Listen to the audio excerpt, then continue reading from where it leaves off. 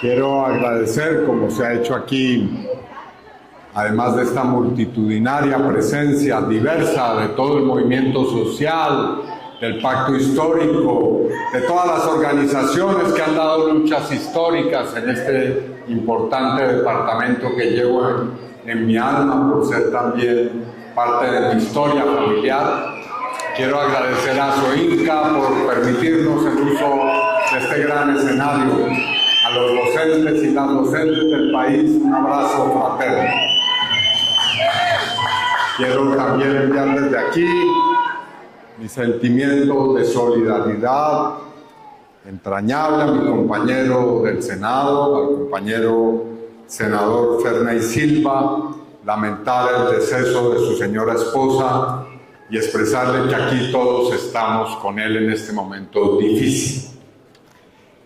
Queridas compañeras y queridos compañeros, he venido al Cauca, a la ciudad de Popayán, epicentro de grandes luchas de resistencia popular y cuna de la minga indígena, para compartir con ustedes mi octavo mensaje programático.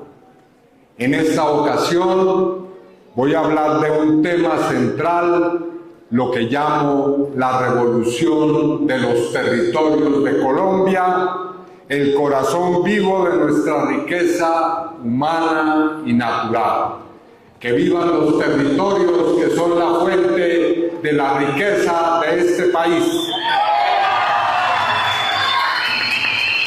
En el pacto histórico y entre quienes lo lideramos, crece cada día la conciencia de que la transformación de Colombia no nacerá de las oficinas, ni de un modelo burocrático, ni centralista en las grandes ciudades.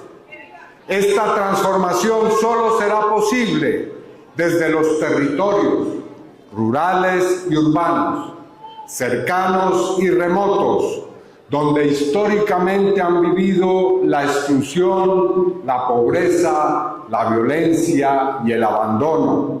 Es allí, al lado de las comunidades, donde debemos estar de manera permanente y no en las oficinas, rodeados de lujos y comodidades. Con la gente, compañeros y compañeras.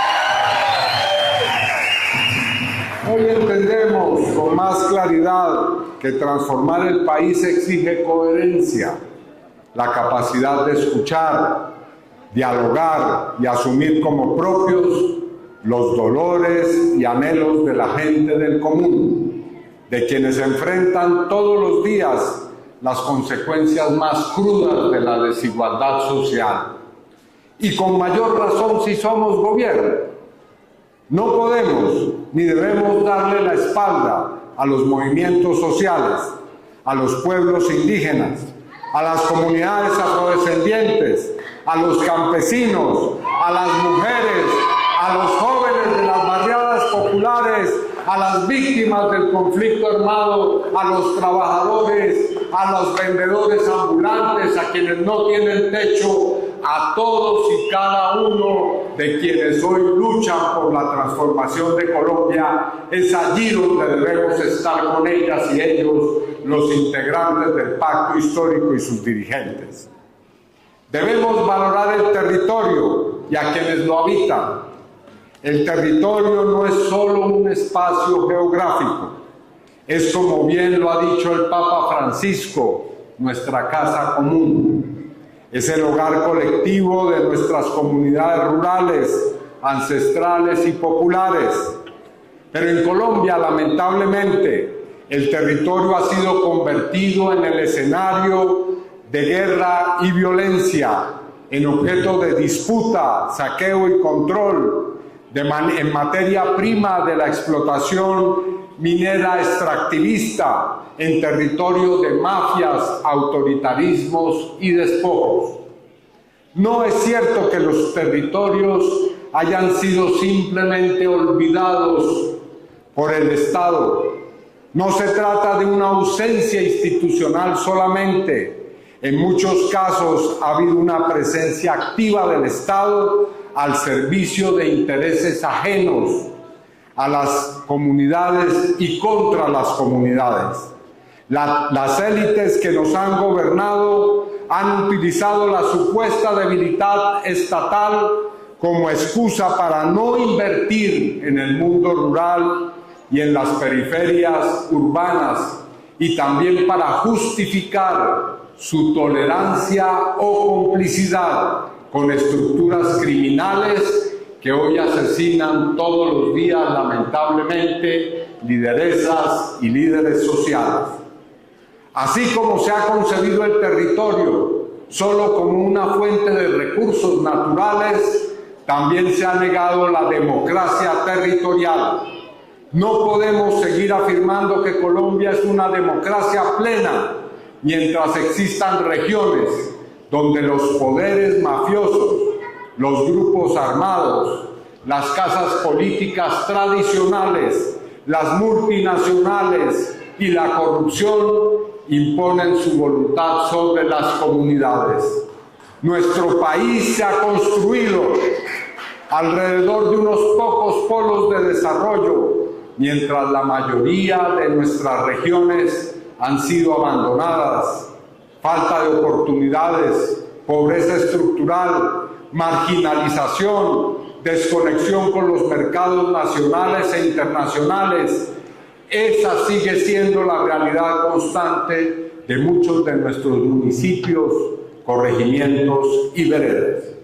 Un centralismo asfixiante estrangula la capacidad de las regiones, impide la autonomía local y margina a las comunidades en los territorios.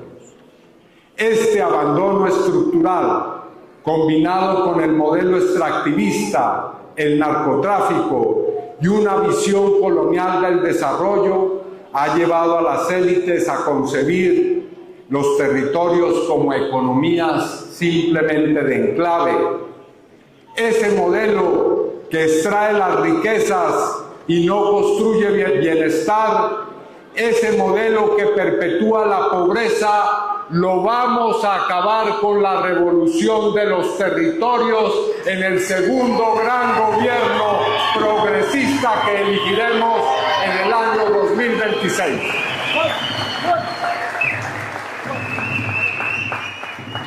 Ese gobierno se hará de la mano con quienes han resistido en el territorio, con las comunidades, con ustedes, nuestros pueblos que han sabido enfrentar la violencia, muchas veces que se ha desarrollado en complicidad con los agentes del Estado, tienen mucho que enseñarnos en materia de resistencia, de dignidad y de organización, de lucha y de esperanza, y para ellas y para ellos será nuestro segundo gobierno, no quepa duda sobre eso.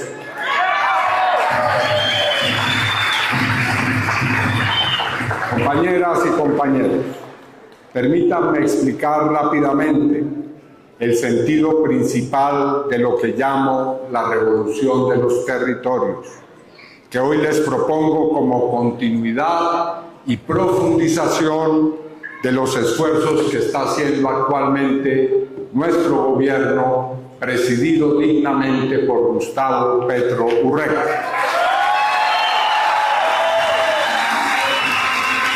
Se trata de una revolución pacífica de transformación social que responda al clamor del pueblo desde las regiones. Una revolución que construye con la participación activa de ustedes y con una institucionalidad democrática para actuar desde todos los rincones de Colombia. La transformación territorial tiene que traducirse, entre otras condiciones económicas, en el acceso universal al agua potable y el saneamiento básico, en vivienda digna, en una amplia red de vías terciarias, en el mejoramiento real de hospitales, centros de salud y escuelas, en el fortalecimiento de una educación integral y liberadora, y en la implementación de fuentes limpias de energía para avanzar en la transición energética, en el desarrollo rural, en la reforma agraria y en una transformación productiva que genere empleos dignos y oportunidades reales de vida. De igual manera, este proceso de transformación territorial implica condiciones políticas y de justicia para la democratización de los territorios, como por ejemplo el reconocimiento del campesinado, de los pueblos indígenas, de las comunidades afrodescendientes, de los jóvenes de las barriadas populares como sujetos políticos y de derechos, la protección efectiva de la vida del liderazgo social, la presencia territorial de los tribunales de justicia, también de la justicia agraria o jurisdicción especial agraria, la organización local de los diálogos de paz con participación de la gente, la participación de todas las comunidades en los procesos de decisión política y la posibilidad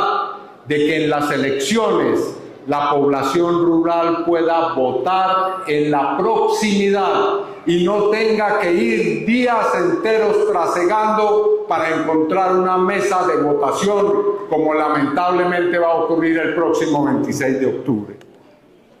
Por lo tanto, estas condiciones que planteo deben ser objeto de un programa integral de justicia social que articula múltiples esfuerzos que voy ahora a señalar.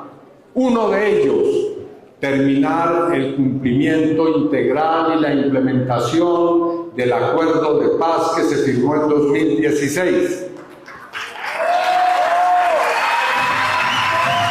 La reparación profunda de las regiones más golpeadas por la violencia, lo cual implica procesos de reparación integral y colectiva a las víctimas de la violencia, la integración verdadera del campo y la ciudad.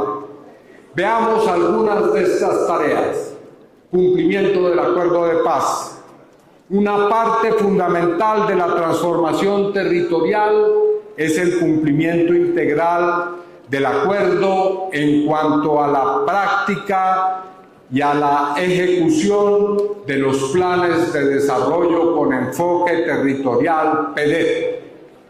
Cumplir con ese compromiso implica que en los próximos 4 años llevemos a cabo todas las obras, planes, diseños que se han llevado a cabo entre otros departamentos aquí en el Cauca para que estos PEDET puedan ser hoja de ruta construida desde las veredas y corregimientos. Transformar los planes en realidades. Eso significa llevar el Estado social de derecho a donde nunca lo ha llevado el centralismo actual. Segundo, pactos territoriales.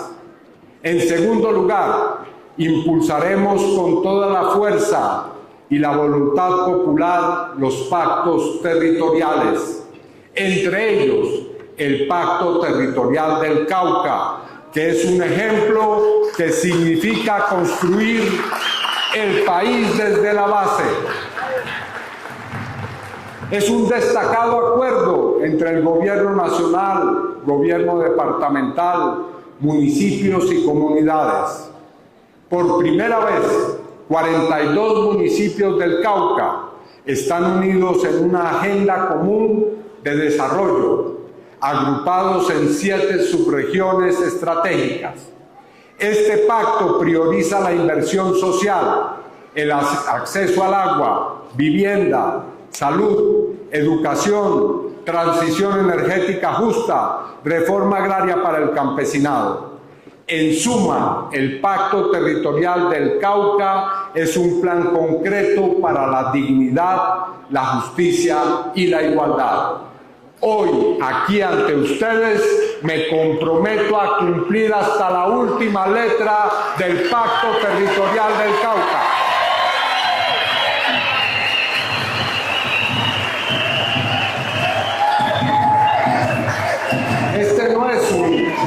documento burocrático.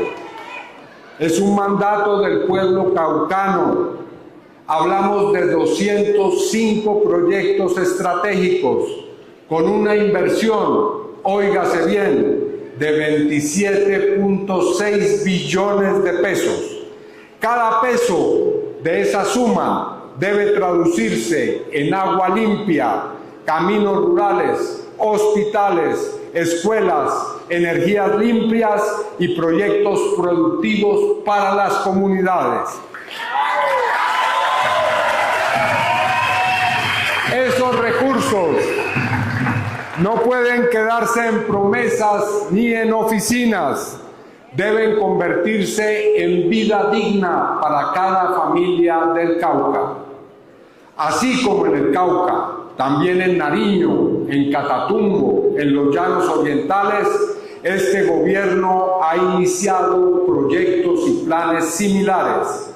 Todos ellos hacen parte de un movimiento nacional para cambiar los territorios. Y mi tarea como presidente de la República será seguir avanzando por esa ruta que ha diseñado el gobierno del cambio en estos primeros 4 años de gobierno. Tercer punto, Plan Nacional de Vías Terciarias. Junto a los pactos territoriales a cumplir con los PEDET, está el Plan Nacional de Vías Terciarias, que yo llamo Vías para la Paz. Este plan debe llevar maquinaria, ingeniería y trabajo colectivo a los rincones olvidados del país. Sabemos que cuando llega una carretera, llega la esperanza, llega el Estado y puede llegar la paz. Con más de 30.000 kilómetros que necesitamos construir de caminos rurales, el campesinado y los pueblos que habitan los territorios del campo podrán sacar los frutos de su cosecha sin perder dinero y recursos valiosos en intermediarios injustos ni pagar el precio del abandono. Vamos a fortalecer el Instituto Nacional de Vías Terciarias, creado por el Gobierno del Cambio, y trabajaremos, óigase bien, para que las juntas de acción comunal, las alcaldías y las comunidades sean las que construyen los caminos de la integración entre la ciudad y el campo. Cada kilómetro será un acto de justicia territorial con las comunidades históricamente sojuzgadas y olvidadas del país.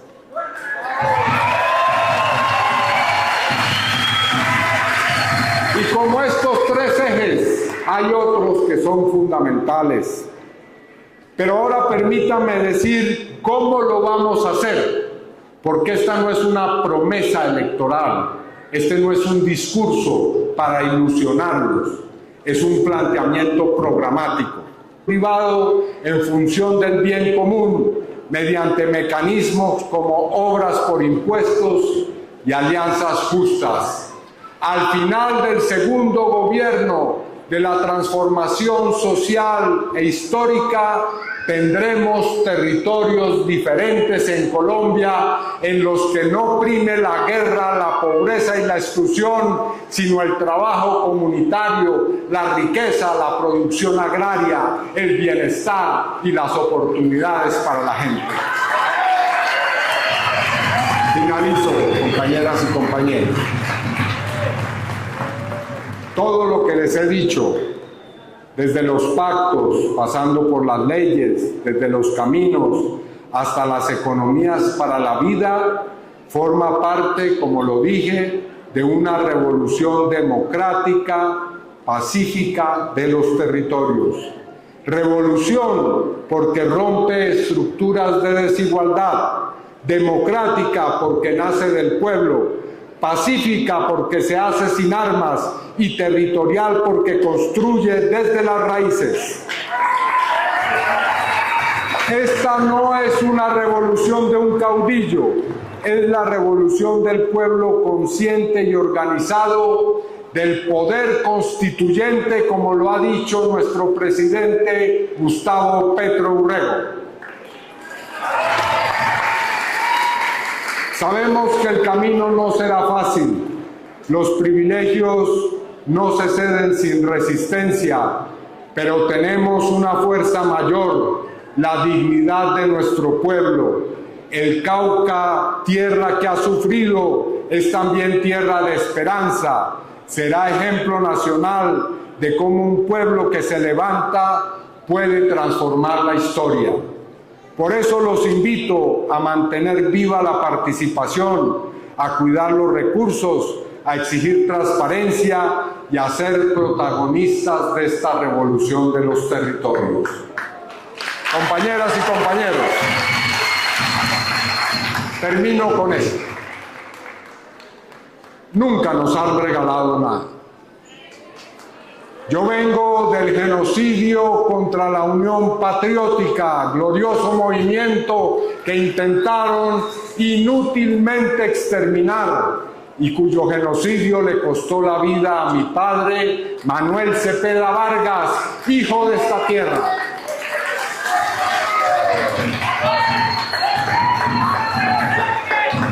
Hemos sobrevivido a toda clase de persecuciones y somos curtidas y curtidos luchadores sociales y populares. Que no crean que nos vamos a asustar o a mirar. Y lo digo por lo siguiente.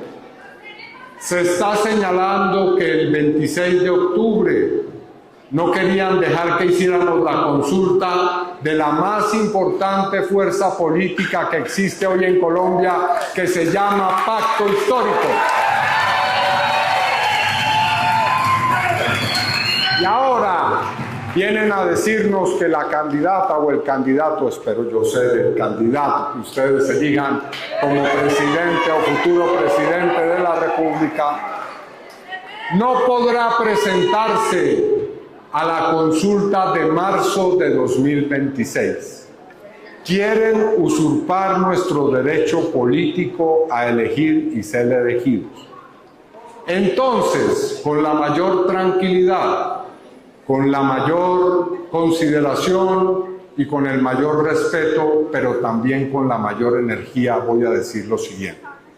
Como precandidato y como candidato del Pacto Histórico, no permitiré que sean burlados los derechos políticos de una de las franjas más importantes de la población.